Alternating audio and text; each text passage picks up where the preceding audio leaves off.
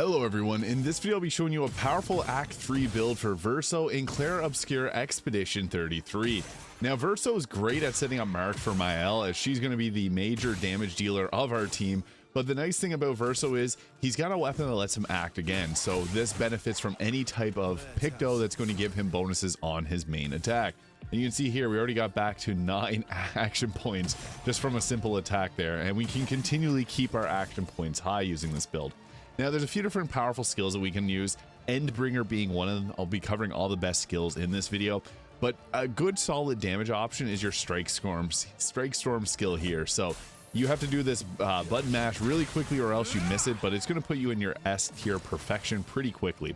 His main goal though is to set up Maelle, because she's got 2 powerful attacks that can one-shot pretty much anyone in the game. So I'll just show you, for example, just this enemy is going to take a lot of damage. You can one-shot anyone if they have Mark applied. So we're breaking down how to build Verso.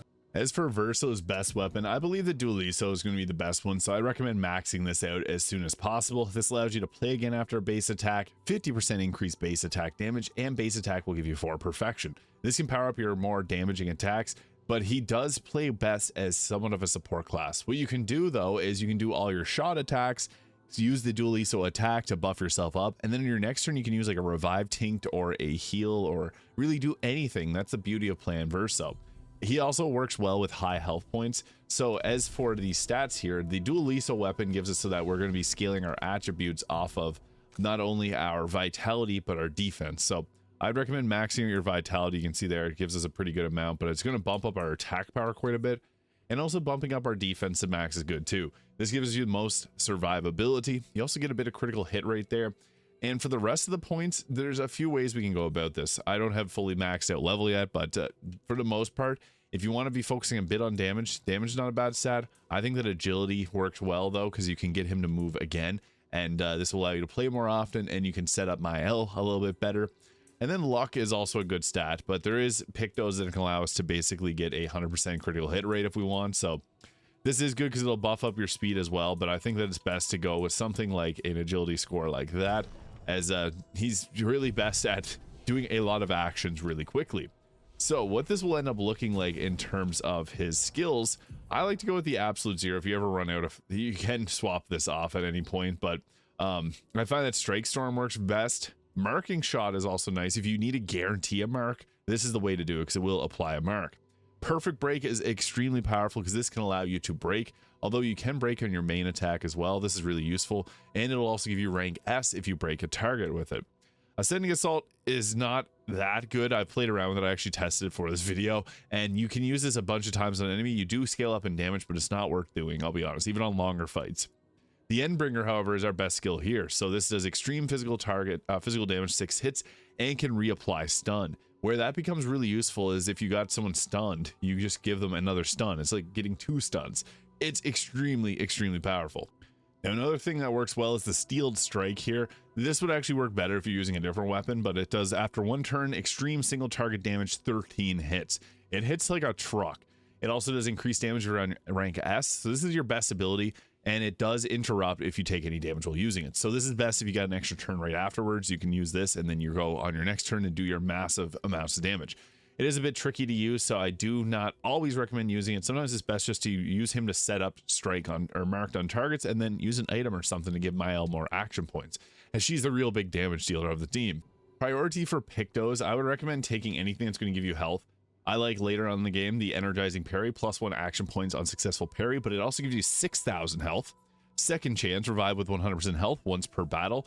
This also gives you a bunch of health and a bit of critical hit rate. And then Claia's life. If you didn't get to the Claia fight, use something different, but this just gives you a lot of health.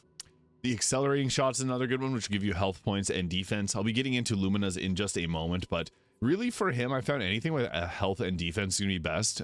So increasing burn duration by 2 is nice because he's get a lot of free shots. And if you have the burning shots, you're going to basically set up fire for anyone else in your team that needs fire to survive. So yeah, I would recommend going with all of those. Painter can also be kind of nice on any attacks that you use physical damage for, but there's not many for Verso. And this actually just helps a lot during, in particular, like Claia's fight. Now, as we get into Luminas, I have it at 250 Lumina points, and I'm going to sort these by my most favorite, because there's a lot of them in this game. So I guess starting off first, I like the attack life steal. Giving yourself heal back is really useful because you're going to be attacking every single turn. You may as well keep your health topped up for some of them that give you more damage on full health. Augmented aim, since you do a lot of free aim attacks, may as well take that 50% increase in damage. Base attack and break, because you're going to be, again, base attacking often every single turn. You need to get burn set up. This is the way to do it. Charging attack, so 50% or gradient charge on base attack. What's huge about this is, again, you're doing a lot of base attacks. Gradient charges allow Maelle to get into her virtuose stance using one of those attacks, so you definitely want to use that. Charging weakness gives you a 50% charge on hitting a weakness. Since we shoot a lot, there's a lot of weaknesses we can hit. Yeah, this just gives you once per turn, so useful. 20% gradient charge on hitting a mark target. Since we apply mark really often, useful. Clair's life, which I have as a Picto, which is 30. I wouldn't recommend using it otherwise. Base attack has one extra hit. Base attack has one extra hit. And paired with some of these other ones that give you action points is really useful. Critical burn, in 25% increased critical hit chance on burning enemies. Dodger, makes sense. Empowering attack will give you a powerful for one turn on base attack, which is nice because, again, we base attack every turn. Double mark requires one more strike to remove the mark. We always want this one. Anything related to marks, Verso works well with. Energizing attack gives a +1 action point on base attack. This one also does. And then 3 action points on breaking a target. So yeah, with all these, you only need really one of these, but having 2 of them, make sure that you're always full of action points. +1 AP on battle start. I don't fully recommend going with the other ones because you're going to be flowing in action points. You can never run out of skills you can't cast. Energizing turn, however, will give you 1 action point in every turn, so that's good later on as the levels can increase.